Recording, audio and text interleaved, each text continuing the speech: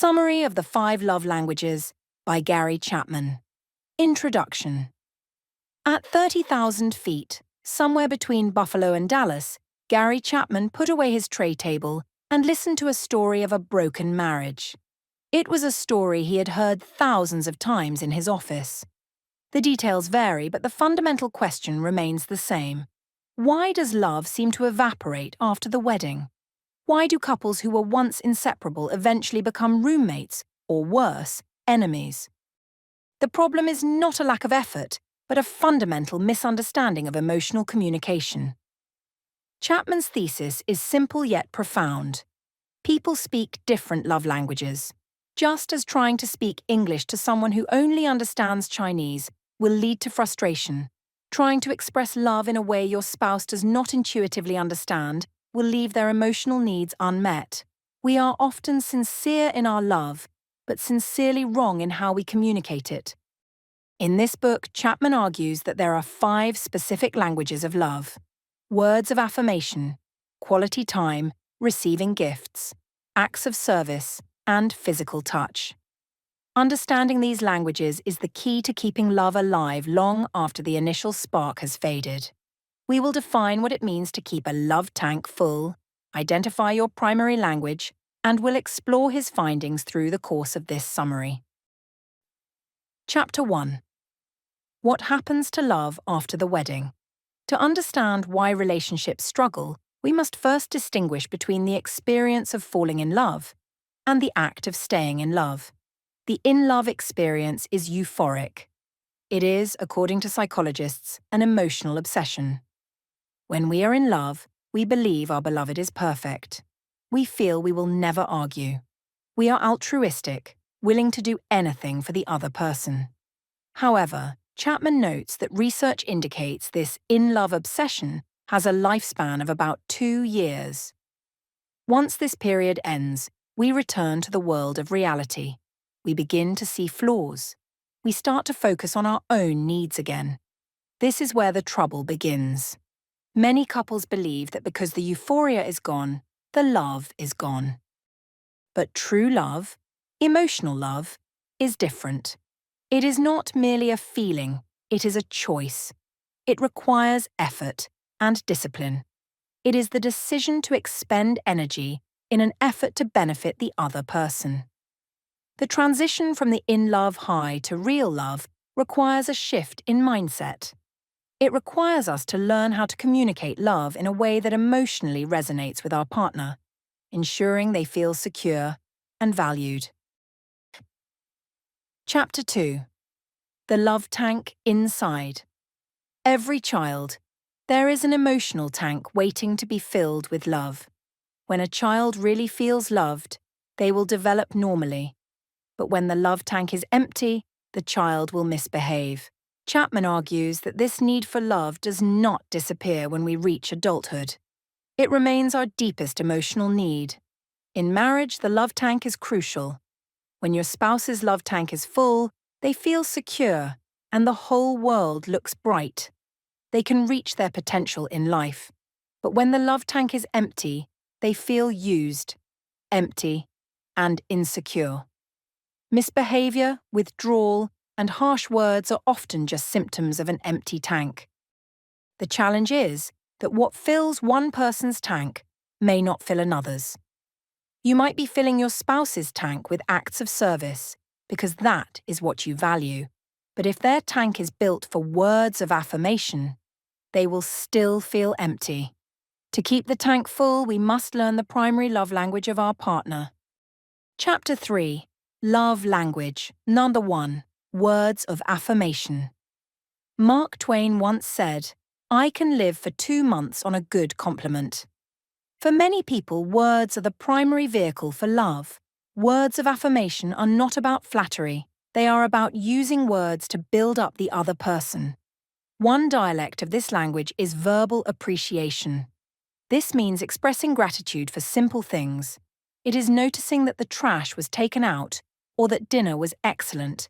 It is shifting from nagging to appreciating. Another dialect is encouraging words. The word encourage means to inspire courage. All of us have areas where we feel insecure.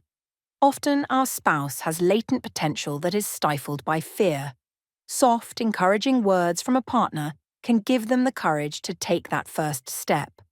This requires empathy, seeing the world from their perspective, not pressuring them to do what you want. Chapman also emphasizes the importance of kind words. Love is kind. If we speak with anger or sarcasm, we are not speaking love. The tone of voice is just as important as the content. Even when we are hurt, we can express that hurt with kindness rather than judgment. Lastly, there are humble words. Love makes requests, not demands.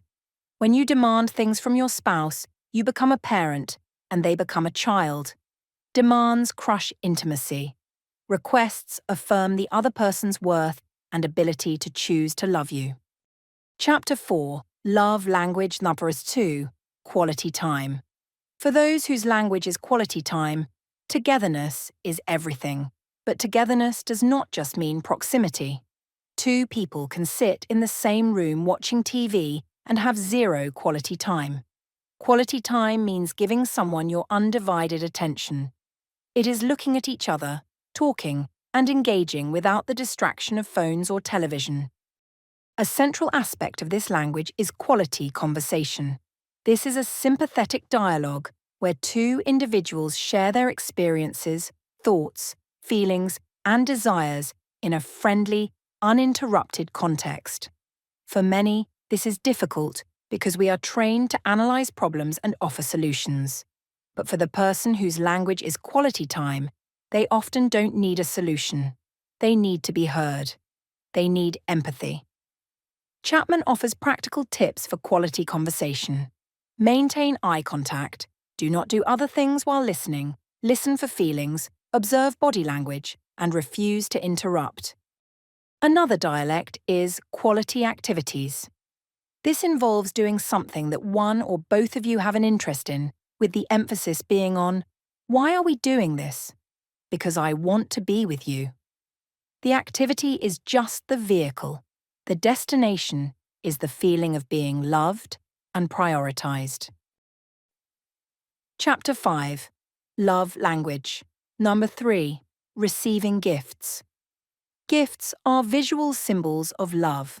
Across almost all cultures, gift-giving is a part of the love marriage process. A gift says, "He was thinking of me. Look what he got for me." For the person whose primary love language is receiving gifts, the cost of the gift matters little. It is the thought that counts. But the thought must be expressed in actually securing the gift and giving it as an expression of love. This is often the easiest love language to learn. Gifts can be purchased, found, or made. A wildflower picked from the yard can be as effective as an expensive bouquet if it is given with the right spirit. However, there is an intangible gift that speaks even louder than physical objects. The gift of self. This is the gift of presence. Being there when your spouse needs you creates a memory and fills the love tank. For a person who speaks this language, your physical presence during a crisis or a special moment is the most powerful gift you can give. If you are physically present but emotionally absent, you are withholding the gift. Chapter 6, Love Language. For 4, Acts of Service. Acts of service are things you do for your spouse that you know they would like you to do. You seek to please them by serving them, to express your love for them by doing things for them. This includes cooking a meal, setting a table, washing dishes, vacuuming, changing a diaper, painting a bedroom, or dealing with landlords and insurance.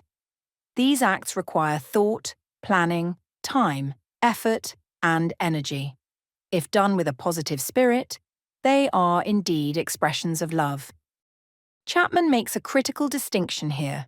Love is a choice, and it cannot be coerced.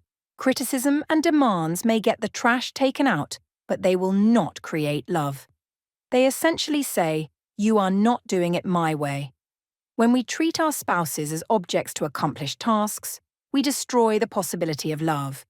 we must also overcome stereotypes. We often enter marriage with a set of expectations based on what our parents did.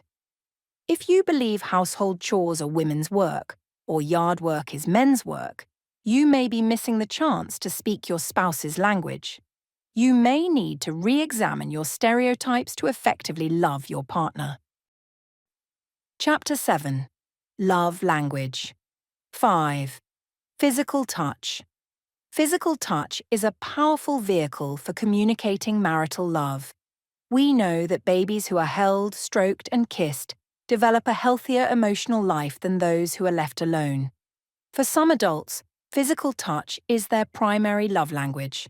Without it, they feel unloved. With it, their emotional tank is filled, and they feel secure in the love of their spouse. This language is not limited to the bedroom. While sexual intercourse is a dialect of this language, it is not the whole story. Physical touch includes holding hands, kissing, embracing, back rubs, and an arm around the shoulder. Chapman notes that the body is for touching. To the person whose primary language is physical touch, their body is them. If you push away their body, you are pushing them away emotionally. It is important to learn the dialects of touch your spouse prefers. What feels loving to you might be irritating to them.